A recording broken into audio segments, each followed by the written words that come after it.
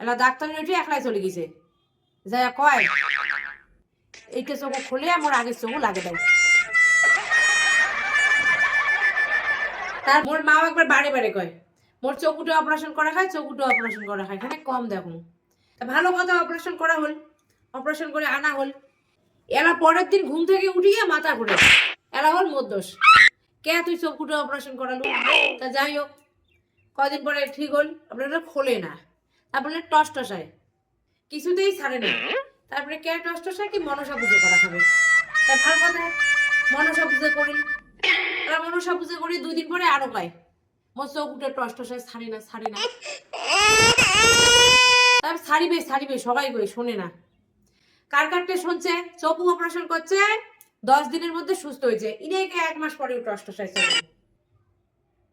এলা ডাক্তার উঠে একলাই চলে গেছে, যাই কয় এইটা চোখ খুলে আমার আগের চোখ লাগে দেয়। তারপরে বই পড়ি পায়, প্রেসক্রিপশনে লেখা আছে ডাক্তারের ফোন নাম্বার, প্রতিদিন ডাক্তার ফোন করে। একদিন গেছে ডাক্তার দেখছে সবই ঠিক আছে, তারপরে আরো প্রতিদিন ফোন করে। ডাক্তার ফোন ধরিয়ে কয় আমি চাকরি ছেড়ে দিছি। তারপরে পাশের বাড়ির একজন আছে, আসিয়ে কয় কাকি চিন্তাই করিস না, মোরও 1.5 মাস ঠস ঠসাইছে। কয় হয়। তারপরের দিনে মোক ফোন করছে, ডলি চকু ঠিক হয়ে গেছে, মোর কেন করিয়া কয় বেপুলে বল উনারা বলে 1.5 মাস চকু ঠস ঠসাইছে, আজি এলা ঠস ঠসাই না।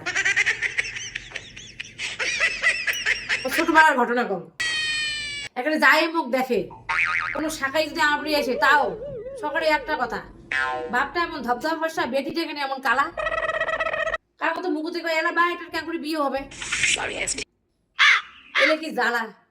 কাউ গায়ে বা এটা কেন এমন মেদরা, ধুলে ধুলি খেলা খেলে বেড়াই। আর শাখায় আসতে গেলে কি করম, সর্ষের তেল নিয়ে ঘাটে ধরে মাখিয়ে ভাজ জামা কিনতে বসলাম, তাও গায়ে এটা কালাকে এমন কেসা নিতে হয়েছে, চাপ পরি যেন কি করো। তারপরে যেই যেমন আসি হচ্ছে আমার বাড়ি, পাউডার নিয়ে মুখে ঠুকে মাখিয়ে আর গরুর জল বসিলাম।